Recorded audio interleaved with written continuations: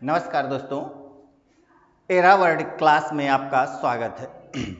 आइए आज हम लोग सिंधु नदी के बारे में चर्चा करेंगे। सिंधु नदी और वह कहाँ से उत्पत्ति होती है, कहाँ जाके गिरती है, वह कहाँ कहाँ से गुजरती है और इनकी सहायक नदियाँ कौन कौन सी हैं। आइए इसी की चर्चा कर लेते हैं। आइए देखते हैं सिंधु नदी तंत्र। सिंधु नदी, अब सिंधु नदी की चर्चा करते हैं तो इनकी सहायक कौन कौन सी हैं उनकी चर्चा करूंगा, कहाँ से यह गुजरती है उसकी चर्चा करूंगा। आइए देखते हैं इसकी उत्पत्ति, फिर उसके बाद आगे बढ़ते हैं। तो यह इसकी उत्पत्ति की अगर मैं चर्चा करूं तो यह कहाँ से, तिब्बत के पठार से निकलती है। कहाँ से?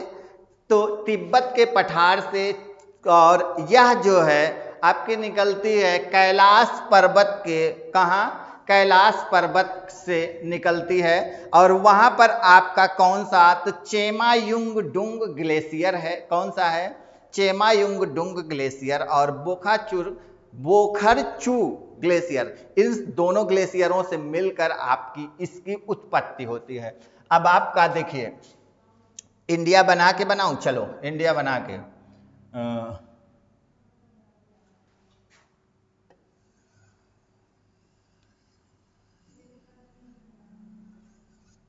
ये यहां से उत्पत्ति इसकी होती है, कैलाश पर्वत है।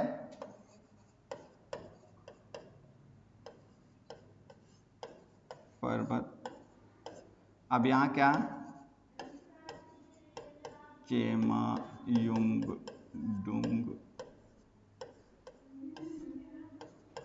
ग्लेशियर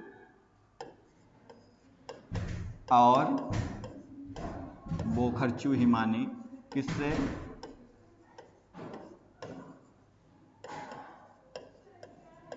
अब ये हुआ, अब यहीं से यह निकलती है और आगे बढ़ते हुए यह क्या करती है, भारत में प्रवेश करती है और आगे यहाँ क्या करती है, आगे आपका अरब सागर में गिर जाती है। कहाँ? अरब सागर में गिर जाती है। अब अरब सागर में यह गिर जाती है। अब बात ये हो गई। अब इसकी लंबाई की अगर मैं चर्चा करूं तो यह लंबाई कितनी है इसकी, 2880 किलोमीटर है। लंबाई कितनी है? लंबाई 2880 किलोमीटर है। भारत में इसकी कितनी लंबाई है? अगर भारत में इसकी चर्चा करेंगे तो 709 किलोमीटर टोटल है, ये कुल लंबाई है। और भारत में इसकी लंबाई कितना है, तो 709 किलोमीटर इसकी भारत में लंबाई है। यह निकली और यहाँ अरब सागर में क्या, तो इसको भी जानते रहिए। जानना इसलिए कि मान लीजिए पूछ ले तो इसका जो डेल्टा बनाती है वह चापाकार डेल्टा का निर्माण करती है।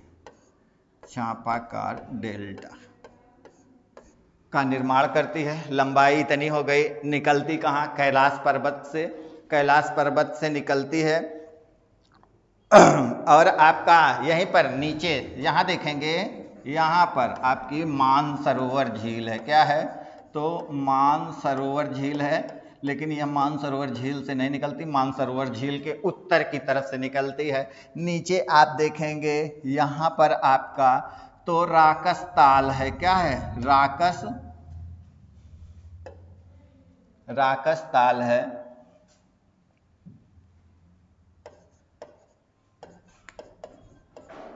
क्या है? राकस ताल है। अब ये हो गया।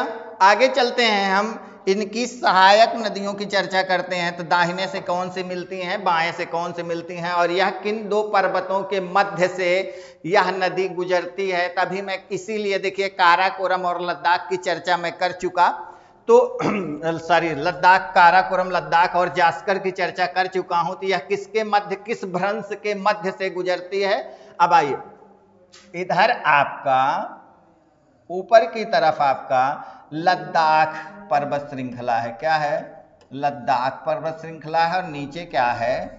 जास्कर है। क्या है? जास्कर।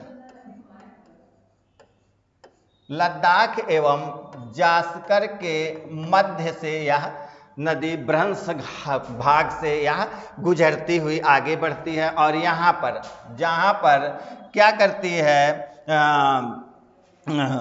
पाकिस्तान में प्रवेश करने से पहले यह क्या करती है, सबसे बड़ा सबसे ऊंचे गार्ज का निर्माण करती है, जिसे हम क्या कहते हैं, नंगा पर्वत के नाम से जानते हैं। क्या? नंगा पर्वत। यहाँ गार्ज का निर्माण करती है और यहीं से क्या होता है, बृहद हिमालय की उत्पत्ति होती है। क्या होती है? बृहद हिमालय। नंगा पर्वत से नामचा बरवा तक बृहद हिमालय का की उत्पत्ति रहती है, बृहद हिमालय का क्षेत्र है। अब यह यहाँ पर क्या करती है, और ये क्या नदी जो सिंधु नदी है, यह पूर्ववर्ती नदी है। क्या है? पूर्ववर्ती नदी है। अब पूर्ववर्ती नदी किसे कहते हैं, आइए उसके बारे में भी थोड़ा सा बता दें। तो ऐसी नदियां जो अपने मार्ग का परिवर्तन किसी भी परिस्थिति में ना करें, तो किसी भी परिस्थिति में का मतलब, जैसे यह क्या, हिमालय से पहले की यह नदी बहती हुई आ रही है और इसने जितना हिमालय का उत्थान हुआ है उतना यह क्या की है, अपने जल से काटते हुए अपने ही स्तर पर यह बनी हुई है। तो हिमालय से पूर्व की नदी है, इसलिए इसे पूर्ववर्ती नदी के नाम से जाना जाता है। यह पूर्ववर्ती नदी है। अब इसकी सहायक नदियों की अगर मैं बात करूंगा तो एक नदी आपकी आती है इधर से, ये यहां से आती है, जिसका नाम है, यह सियाचिन से ही आती है आपका, इसका नाम क्या है, श्योक नदी है। क्या है? श्योक नदी है। और श्योक की एक और सहायक नदी है जिसका नाम क्या है, श्योक की सहायक नदी जिसका नाम क्या है, नुब्रा नदी है। क्या है? नुब्रा नदी है। श्योक की सहायक नदी का नाम क्या है, नुब्रा नदी है। अब आगे बढ़ते हैं, आगे चलेंगे श्योक की सहायक। और श्योक को सियाचिन में क्या कहते हैं, इसका विशेष नाम है, तो इसको मृत्यु की नदी कहते हैं। क्या कहते हैं? मृत्यु की नदी। अब ये हो गया श्योक को। आगे बढ़ते हैं अगली, सॉरी किससे चल रहे हैं, एलो से। आगे चलते हैं, आगे आपकी अगली सहायक नदी इसकी क्या है, अगली सहायक नदी इसकी है छोटी सी, सॉरी वहां पहुंच गए, यह भारत से ही है, तो बहुत ज्यादा हो गया भाई।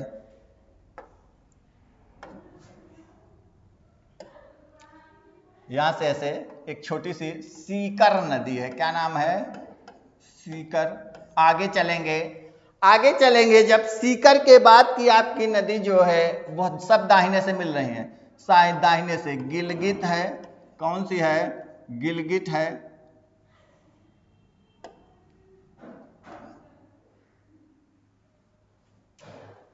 क्या है? चलिए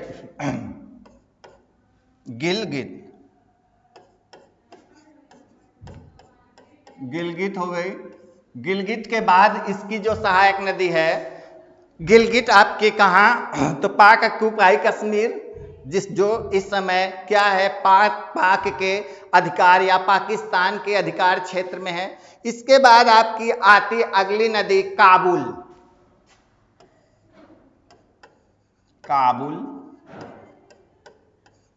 काबुल के बाद आपकी जो नदी है, पाकिस्तान की नदी है, काबुल, कुर्रम, टोची और गोमल। कुर्रम,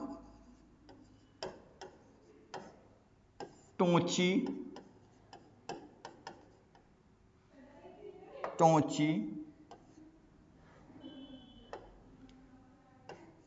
काबुल, कुर्रम, टोची और आपकी एक नदी है जिसका नाम है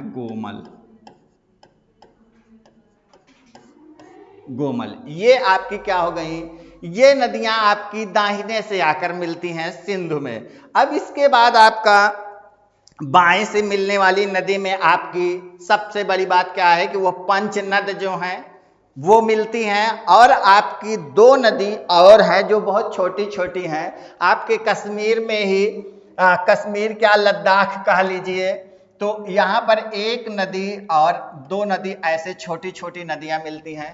एक का नाम है सुरु नदी, क्या है? सुरु। और दूसरी आपकी है द्रास, क्या है? द्रास। ट्रांस हो गया, एक मिनट। ये आपकी द्रास नदी है, क्या है? द्रास। द्रास। ये छोटी दो नदियां हैं। बाकी आपकी जो बड़ी नदियां हैं अगर उनकी चर्चा करें तो आपकी देखिए, इसमें भी मुख्य नदी की चर्चा कर लूं तो चेनाब ही आकर सतलज में मिलती है। चेनाब क्या करती है? सतलज में मिलती है चेनाब। बाकी सब क्या है? चिनाब से आके मिलती हैं। अब इसके ऊपर कौन सी है? झेलम। झेलम, चिनाब। फिर उसके बाद क्या है? अभी उत्पत्ति बता रहे हैं। रावी। रावी हो गई। आगे चलते हैं। राकस ताल से यही निकलती है। तो ये क्या है? सतलज है। सतलज। और इसी सतलज की एक छोटी सी सहायक नदी है जिसे क्या कहते हैं? ब्यास के नाम से जाना जाता है। क्या? तो ये 5 नदियां हो गई। कौन सी? झेलम, चिनाब, रावी, ब्यास और सतलज नदियां। ये आपका क्या होती हैं? बाएं से आकर मिलती हैं। कहाँ? बाएं से आकर मिलती हैं। तो ये आपकी रावी, चिनाब। अब इसकी कहां कहां से उत्पत्ति होती है? झेलम की, चिनाब की, रावी की, ब्यास की। इसी को हम लोग देख लेते हैं। तो शेषनाग झील कहां? जो झेलम है, झेलम आपका, ये आपका शेषनाग झील से इसकी उत्पत्ति होती है। शेषनाग झील, या फिर इसे यही आपका बेरीनाग जलप्रपात है। क्या है? बेरीनाग जलप्रपात है। बेरीनाग जलप्रपात, शेषनाग जलप्रपात। अब इसके बाद आप देखेंगे, आगे चलिए। इसके बाद हम चेनाब की बात करते हैं। तो चेनाब नदी ही दो नदियों के मिलन से, किसके? तो एक का नाम आपका क्या है? देखिए यहीं से अलग कर ले रहा हूं, चंद्र और भागा। तो एक नदी चंद्र है और दूसरी भागा है। ये जो नदियां दोनों मिलती हैं तब आपका चेनाब का निर्माण होता है। और यह कहाँ मिलती हैं? तो तांडी नामक, तवांग के पास। कहाँ? केलांग के पास तांडी नामक स्थान पर। कहाँ? तो तांडी, केलांग, यहां आपका यह मिलती हैं एक दूसरे से। फिर उसके बाद चेनाब के नाम से बहते हुए आपका कहां? तो सिंधु नदी से जाकर यह मिलती है। और कहां मिलती है? उस स्थान का क्या नाम है पाकिस्तान में? तो मीठन कोट के नाम से जाना जाता है। किसके नाम से? मीठन कोट के नाम से जाना जाता है इसको। अब आगे बढ़ें। अब ये जो इसके बाद आपकी रावी नदी है वह रोहतांग दर्रे के पास से निकलती है। किसके? रावी आपकी क्या है? रोहतांग दर्रा। रावी आपकी रोहतांग दर्रा से निकलती है। फिर ब्यास आपकी कहां से निकलती है? ब्यास कुंड से। ब्यास आपकी ब्यास कुंड से निकलती है। इसके बाद आपकी बचती है सतलज। सतलज कहां से निकलती है? तो सतलज आपकी राकसताल झील। और ये भी आपकी क्या है? सिंधु की तरह पूर्ववर्ती नदी है। क्या है? पूर्ववर्ती नदी है हिमालय के पहले से। अब यह क्या करती है? कहां से निकलती है? तो राकसताल झील से निकलती है। ये क्या हो गई, इन नदियों की उत्पत्ति हो गई। क्या हो गई, इन नदियों की उत्पत्ति हो गई। अब बात करते हैं ये जो नदी है भारत में सतलज नदी भारत में किस स्थान पर प्रवेश करती है, इसका भी हम लोगों को चर्चा कर लेना चाहिए, क्योंकि पूछा जाता है। तो जब भारत में प्रवेश करने के लिए एक दर्रा है, वह दर्रा कौन सा है, उस दर्रे का नाम आपका सिपकीला दर्रा है। क्या है, सिपकीला दर्रा।